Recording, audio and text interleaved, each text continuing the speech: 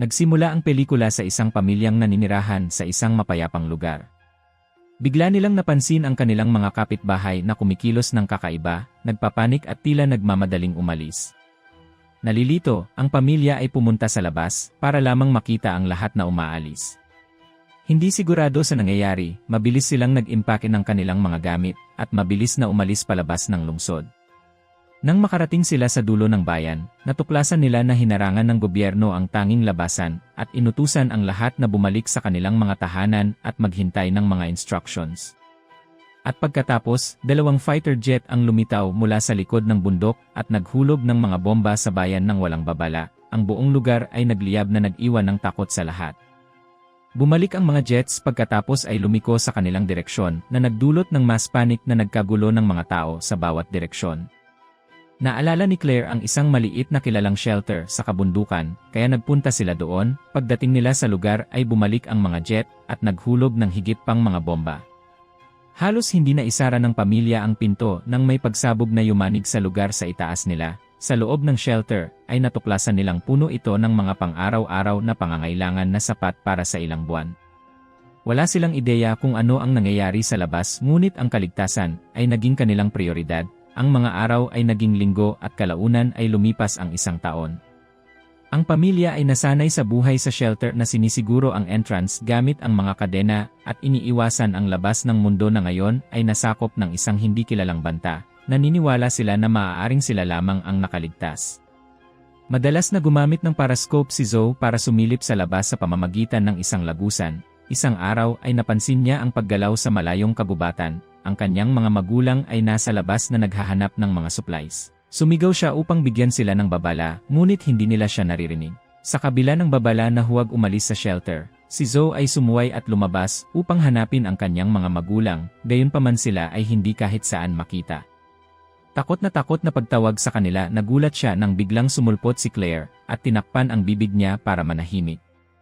Ang tunog sa kagubatan ay nagdulot ng paglabas ng isang grupo ng mga takot na usa. Nakaramdam maikling ginhawa, ngunit napagtanto ni Claire na ang usa ay malamang na tumakas sa isang bagay na mas mapanganib. Nagmamadali silang bumalik sa shelter at ikinandado ang entrance gamit ang makapal na kadena na bakal. Maya-maya ay nakarinig sila ng mga yabag sa itaas nila na tumatakbo pabalik-balik. Biglang nagkaroon ng malakas na kalabog sa entrance at sinusubukang pumasok. Si Zoe ay hindi sinasadyang naging sanhi ng malakas na ingay ng kanyang manika na nakakuha ng atensyon ng mga nilalang.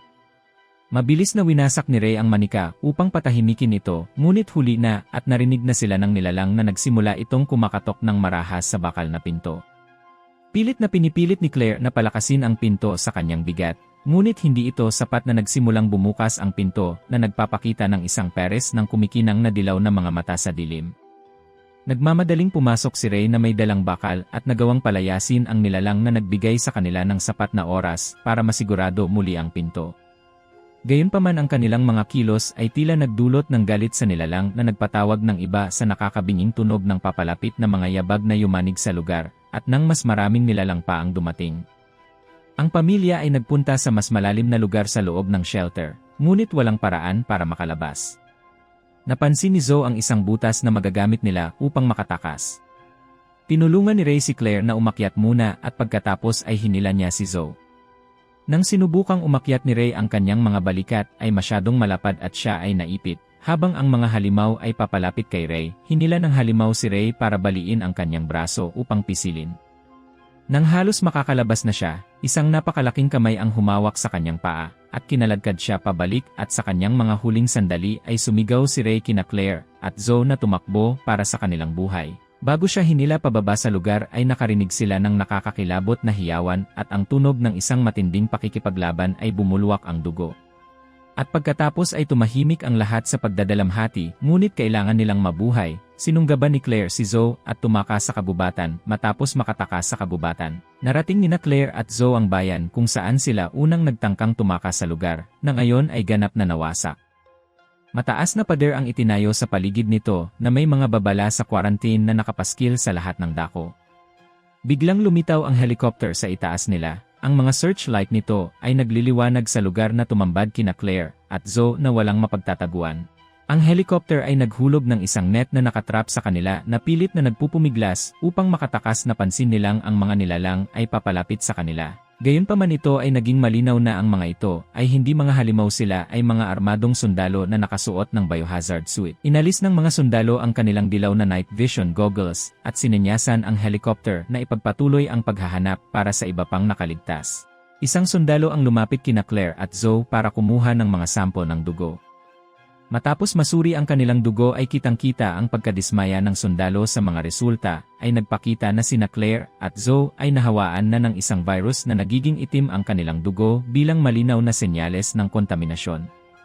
Ito ay lumalabas na sa mga unang yugto ng sakuna sila ay nalantad sa mga virus na nasa hangin. Sa loob ng maraming taon ay hindi sila nagtago mula sa mga halimaw kundi mula sa mga sundalo na inatasang pumatay ng mga nahawaang individual. Habang ang mga sundalo ay naghahanda upang patayin sila Claire na hinimok ng isang pangunahing instinct upang protektahan ang kanyang anak, nagsimulang magbago ang kanyang mga mata na naging duguan at ang impeksyon ay kumalat sa kanyang katawan na nagbabago sa kanyang hitsura. Habang naghahanda ang mga sundalo na patayin sila, si Ray ay biglang sumulpot at inatake sila. Ang kanyang pagbabagong anyo ay nagpahusay sa kanyang lakas na nagpapahintulot sa kanya na matalo ang mga sundalo sa ilang segundo. Sa kabila ng kanyang lakas ay hindi nakayanan ni Ray ang sunod-sunod na mga bala. Buong tapang siyang nakipaglaban upang protektahan ang kanyang pamilya, ngunit kalaunan ay napatay sa kanyang sakripisyo.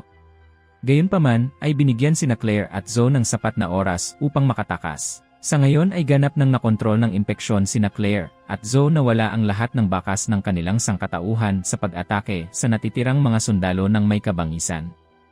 Matapos ang huling sundalo ay matalo na numbalik ang kanilang pakiramdam at bumalik sa kanilang anyo ng tao. Sa dulo, ang mga nakaligtas na sundalo na nagtanggal ng kanilang mga kagamitang pangproteksyon ay nagsimulang magpakita ng mga palatandaan ng impeksyon mula sa airborne virus. Alam na ngayon ni Claire at Zoe ang kanilang kalagayan, tumakbo sa kabubatan at nakarating sa lugar kung saan nagtatago ang iba pang mga nahawaang nakaligtas na katulad nila ay magkakasama.